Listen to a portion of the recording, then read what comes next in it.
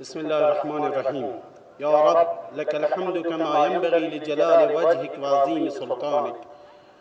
رضينا بالله ربا وبالإسلام دينا وبمحمد صلى الله عليه وسلم نبيا ورسولا. اللهم صل وسلم على عبدك ونبيك رسولك الأمي عدد ما أحاط به علمك وخط به قلمك وأحصاه كتابك. وارض اللهم عن ساداتنا أبي بكر وعمر وعثمان وعلي وعن الصحابة أجمعين ومن تبعهم بإحسان إلى يوم الدين. السلام علیکم و رحمت الله و برکاته. عرض سلام و ادب و احترام دارم خدمت یکایک بزرگواران و تشکر ویژه دارم از جناب حضرت مولانا عبدالصمد ساداتی که این فرصت را در اختیار این حقیر قرار دادند. امروز بار دیگر و در امشب در این اجتماع بزرگ اسلامی و در این مکان مقدس برگ زرین دیگری از افتخارات جامعه اسلامی سراوان که نشان از تدین و دینداری و ایمان و تقوا و صداقت و اخلاص مردمان این سرزمین دارد رقم خورده است. مجلس گرامی داشت و بزرگ داشت فارغ التحصیلی جمعی از طلاب حوزه علمی زنگیان است و همه منتظر تدریس آخرین حدیث کتاب شریف الجامع الصحیح امام محمد بن اسماعیل بخاری هستیم علیه الرحمه. کلمتان حبیبتان الی الرحمن خفیفتان علی اللسان ثقیلتان فی المیزان سبحان الله بحمده سبحان الله العظیم. همان کتاب صحیح که امام محمد ابن اسماعیل بخاری، این شخصیت بزرگ ایرانی با تلاش و مجاهدت خستگی ناپذیر و مسافرت‌های طاقت فرسا رنج‌های بسیاری را تحمل کرد و با دقت و هوشیاری و دورنگری و ایمان عمیق به خدا و قرآن و پیامبر صلی الله علیه و سلم با نرفتن به دربار و حکام و شاهان علی رغم بیمهری قرار گرفتن و اذیت و آزار از سوی آنان، با ترک شبهات و موارد مشکوک و بی‌اعتنایی به مادیات و توجه به کار و تلاش علمی و تحقیقی و بذل و بخشش و مردانگی که در این راستا سرآمد بودند و قرائت مداوم قرآن به مدت 16 سال تمام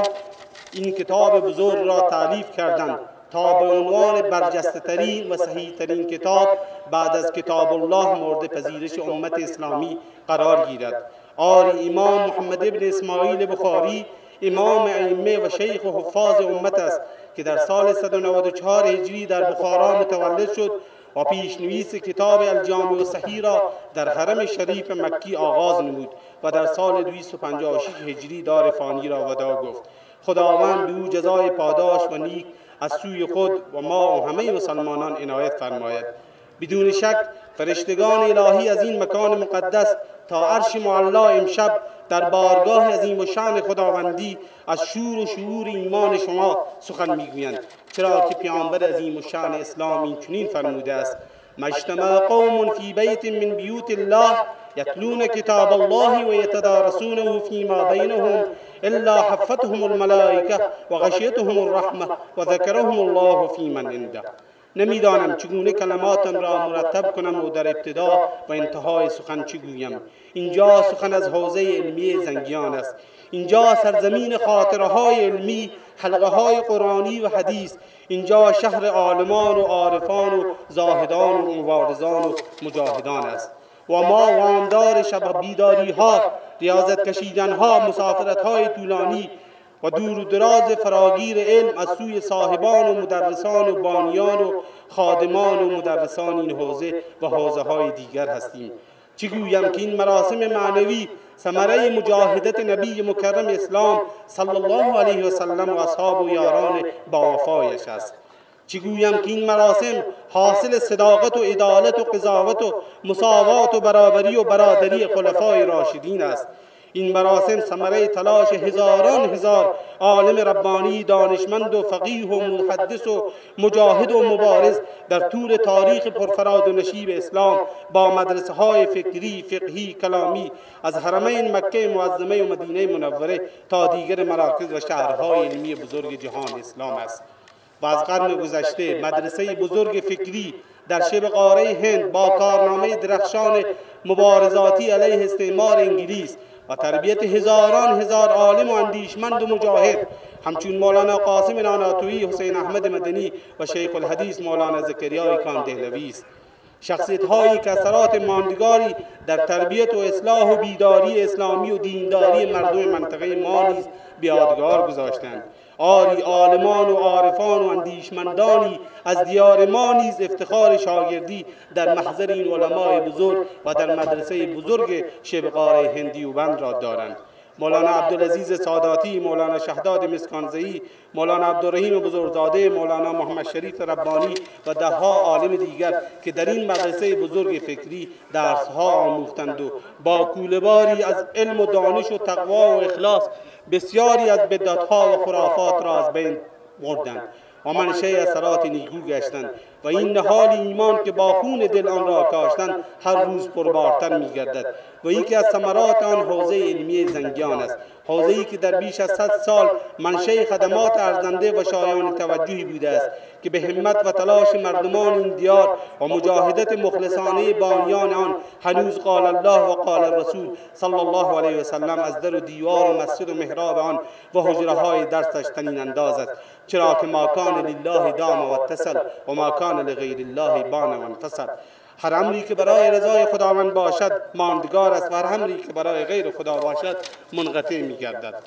همانطوری که در سالیان گذشته در خصوص حوزه زنگیان مطالبی را ارائه داده‌ام، قبل از حوزه زنگیان عالمی ربانی به نام مولوی عبدالرحیم بزرگزاده که در مدرسه فکری دیوبند تحصیل کرده بود، کار تدریس قرآن مجید و سایر کتب ابتدایی را برای جوانان و نوجوانان تحت عنوان مکتبخانه‌ای در مسجد و منزل بر عهده داشت و طلابی از گوشه و کنار برای تحصیل به این شخصیت فرزانه مراجعه می‌کردند تا اینکه با ورود مولانا دور محمد در راه بازگشت از تحصیل بنا به درخواست مردم بیدار مؤمن و متقی زنگیان، آسفیج، دشتو، کولو و دزک و پورکنت و زیارت سنگ بنای حوزه علمی زنگیان با مشارکت همگانی مردم آغاز می شود و در کنار آن نیز چهره‌های شاخص و ماندگاری از سادات منطقه که سالیان درازی به عنوان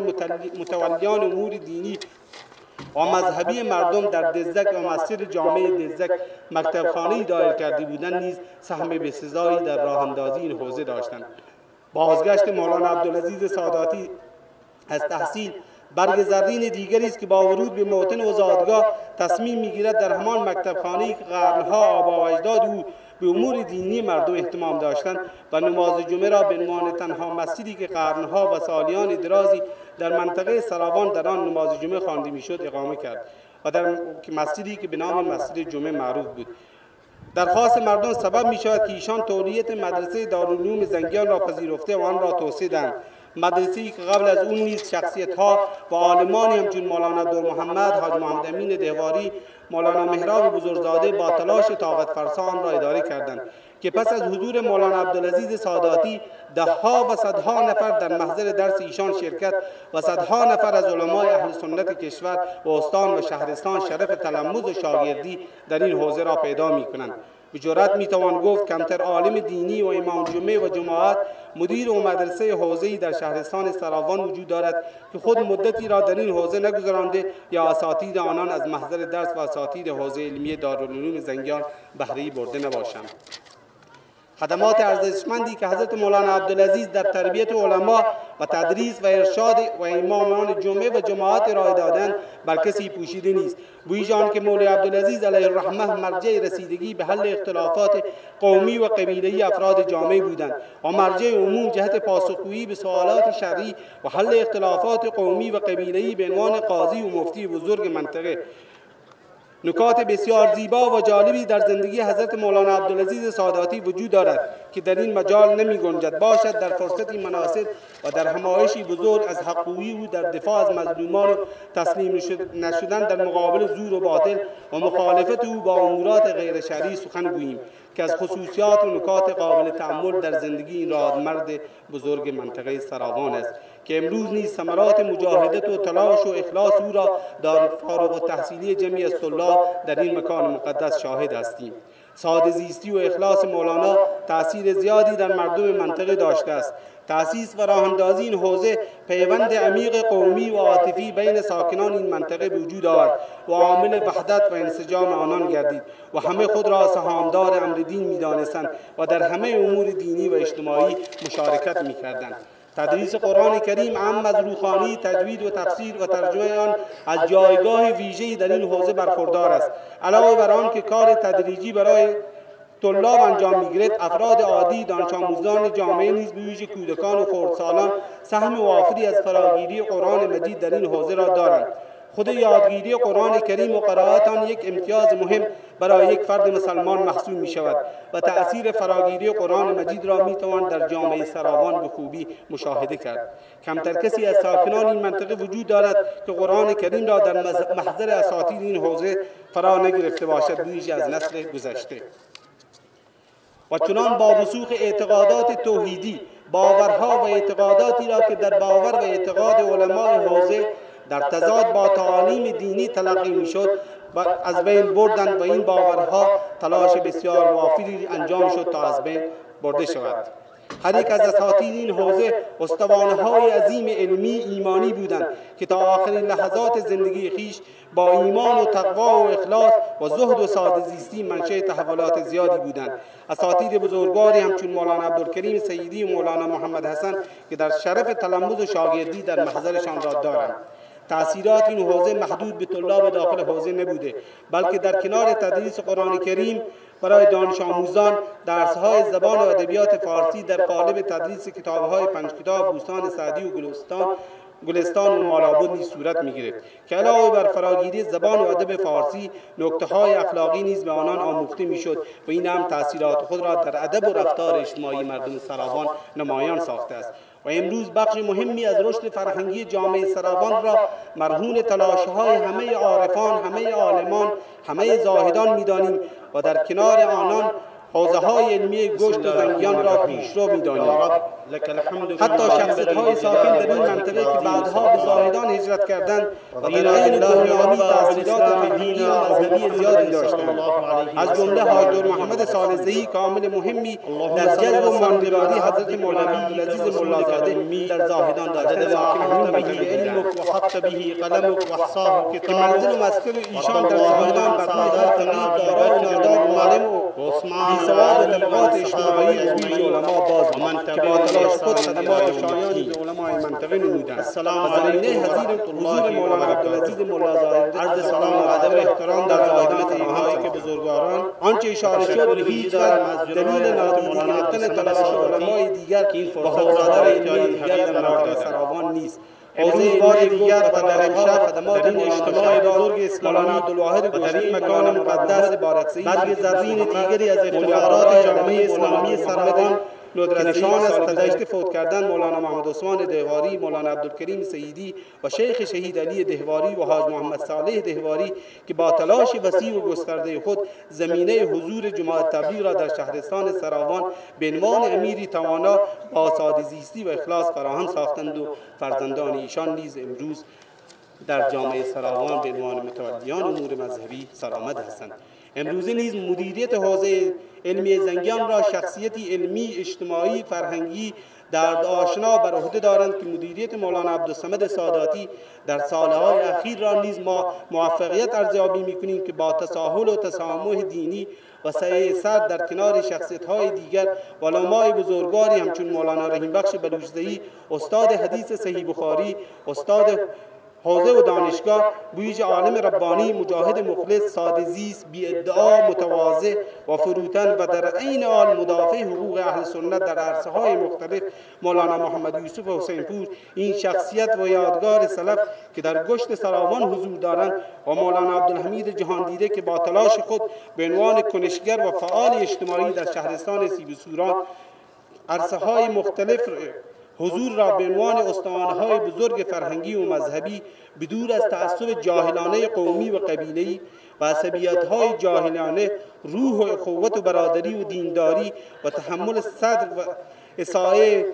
دیگر اندیشی را در جامعه سراوان ایجاد کردند و زمینه و بروز فعالیت و تفکرات و اندیشه‌های مختلف اسلامی را فراهم ساختند تا زمینه خدمت به دین اسلام برای همگان فراهم گردد. ویژه مولانا عبدالصمد ساداتی که کارنامه بسیار خوب و درخشانی در آبا و اجداد خود نیز دارند. همانطوری که در گذشته نه چندان دوری یکی از اجداد مولانا عبدالصمد ساداتی به نام ملا هارون علی رغم آنکه به شریعت و طریقت پایبند بودند، با خواجه محمد مرشد که پایبند به طریقت بودند با ارتباطی قوی و عمیق علی رغم اختلافات فکری ارتباطی دوستانه داشتند. در پایان همانطوری که در گذشته علمای ما ویژه علمای